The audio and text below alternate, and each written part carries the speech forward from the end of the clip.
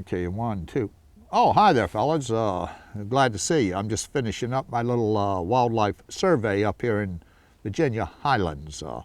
Looking for woolly worms, snow hornets, anything that's going to give us a clue as to what kind of weather we can expect to see this winter.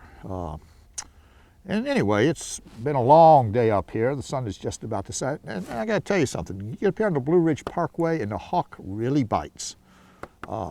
You know, it's going to be good to have a nice hot cup of soup. And I just happen to have some right here in my thermos. It's a homemade soup, healthy, whole grains, little vegetables, some chicken broth. Just the thing to hit the spot on a cold winter day. Now, you'd think a soup like this would take hours to cook in a kitchen, but you know, it took me about 20 minutes this morning before I headed out. Just enough time to boil some water, assemble my ingredients, and fill my thermos. And what I'm using is a technique that has been around for centuries, probably since the beginning of man. It's still in use worldwide in areas where fuel for cooking is scarce. And it's been adopted to modern terms with modern conveniences like the thermos. And it's still a viable technique. Well, anyway, back to our soup here in the subject at hand, and that is Thermos Cooking.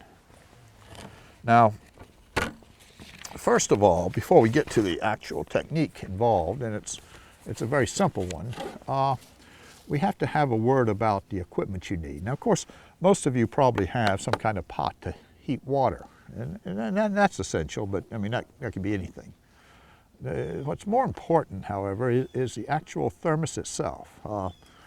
In my experience, and I've used most of them, there are only two brands that you can depend on, and that is those made by Thermos, hence the name Thermos, and those made by Stanley. Now, Stanley for years has been the gold standard. In fact, I've owned a number of them over the years. This one I bought in, let me see here, 1985.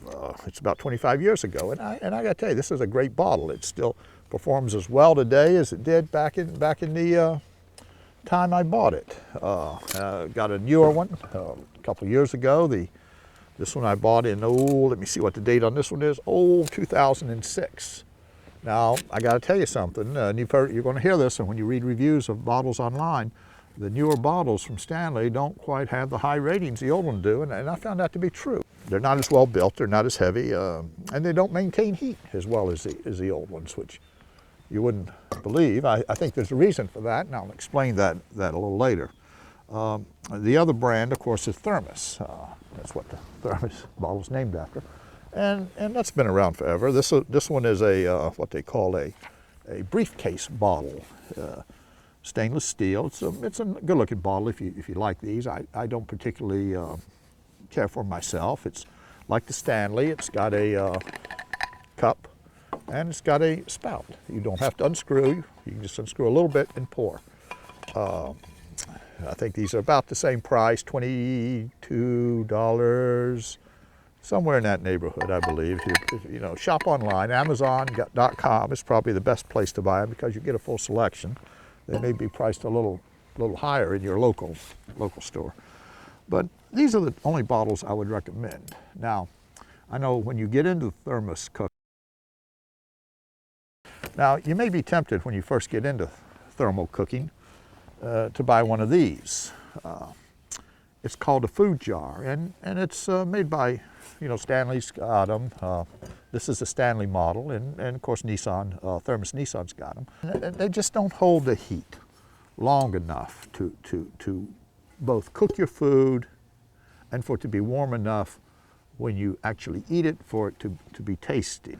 No, you need something like this. You need a full-size thermos bottle, and again, by Stanley or by Thermos.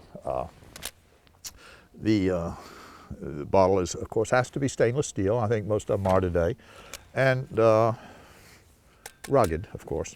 But it's got to be a vacuum bottle. Now what that means is you have two bottles. You have a bottle within a bottle, and in between is a vacuum. Now of course, heat cannot transfer through a vacuum, so that will keep your contents either hot or cold depending. In terms of performance, I don't think you're going to find much difference in the big bottles. This big thermos, this is a Thermos Nissan. I mean, don't just get the plain thermos, make sure it says Nissan on it. I put boiling water in this bottle last night before I went to bed, and after 10 hours, it was still 179 degrees. Now, this bottle, even though it's considerably bigger than this one, they'll both hold about a quart. The boiling water in this bottle was about 170 degrees. So it's a 10-degree difference, and I've done this test several times, and I find that 10 degrees pretty much holds across the board. So I don't know that's going to make a big difference. It would not be a deal breaker for me. I prefer certainly the big bottle, the looks of this bottle over this little wimpy thing, but this bottle is considerably larger and heavier than this one. Now, there's one big difference between these two bottles, and I think this is probably why this bottle is losing so much heat. You'll notice that the top is much bigger, the throat, than this one. You see? Now, this means that it's going to be easier to put the food in, it's going to be easier to get the food out, and it's going to be easier to clean. But it also means it's not going to maintain heat as well, because like a person, most of your heat goes out through your head. They estimate 90% of your heat may go out through your head. That's why you should always wear a hat in cold weather. Well, the same thing with a vacuum bottle. All this is vacuumized, but up here it's just thin metal.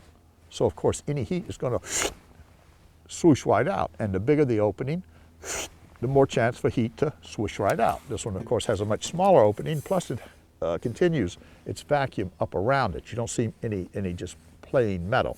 So this one is going to keep the heat in a little bit better, and I think that's probably why you see the 10-degree difference. Now, interestingly enough, back in the old days when this bottle was made by Stanley, actually this is made by Aladdin, you can see it's still steaming. This is still steaming from last night, folks.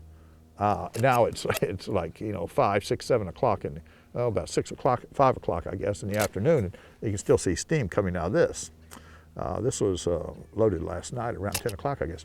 But you can see this is a much, much smaller opening, smaller than either one of those. And it is a full vacuum all the way to the top. I think that's why this bottle is really superior to either one of those today. But it is not practical for food cooking. And it also has a spout. I use this every day, by the way. It also has a spout that is not, you have to take it all the way out to pour the contents out, whereas these have a different design. So anyway, as far as the big bottles, you need one of these. You need a high quality vacuum bottle, and I think any of these would do you very well. Now, let me complicate this a little bit.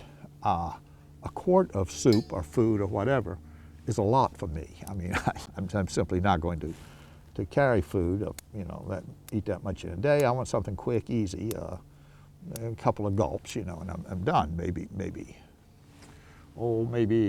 16 ounces, I think, is about the most I can handle. And so what I end up using are the smaller bottles. Now, you can get them in both Stanley and, of course, Nissan. Thermos. The problem with the smaller bottle is, well, I don't think there's much performance difference in the larger size. There's considerable difference in these smaller ones. This one, which I prefer, frankly, the looks of this. I think it's a nice bottle. It's got that nice retro look to it. It's got that nice stopper. It's got the nice big, you see, the same big throat this one has. This one, I think this is a good-looking bottle. And frankly, I prefer it. This is only 16 ounces, by the way. This one, 18 ounces.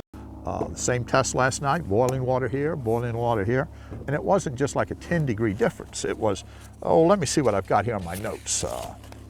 If I have it down here, I got my notes here, and it says this ended up 158 degrees. This one was only 131 after approximately 8 to 10 hours. Now we're going to get into the actual cooking. how to do it, what you can cook, what the advantages are. We've already touched on one. It's of course saving fuel. Now I don't know that's important in the United States of America today. In some parts of the world, it is a major consideration, but it could be something too to think about here. When you have a power outage, I mean, we do have in this part of the world, we do have power outages frequently from ice storms, hurricanes, not up here in the mountains, of course, but down in the Tidewater area and various things. I mean, our power companies aren't the best at keeping us supplied. And the Thermos Cooking is a way to have a hot meal when you really don't have power. Maybe just a cook stove or a butane stove or even a sterno stove will allow you to cook a nice, delicious cup of soup or chili or bean soup, you know, anything. Hot dogs, people cook hot dogs in them. So it's an interesting and a very useful technique that though is fun to experiment with and fun to play with, it can actually benefit you in a number of ways. Out here in the woods, for example, if I had a little stove with me, I could cook up a plate of beans, and, you know, no time at all. So anyway, I hope this equipment review helped you. And remember, any high quality thermos. I prefer Stanley simply because they look good, and I've had them for years. I am very impressed with the Thermos Nissan brand in terms of its performance. I don't think you can go wrong with either one. I think you need to buy it on the basis of your personal needs. So anyway, that's all for this report, and we'll be back later with the recipes and some of the finer points of, I think I just saw a woolly worm over there. Finer points of Thermos Cooking in our next segment. Thank you very much, and have a good day.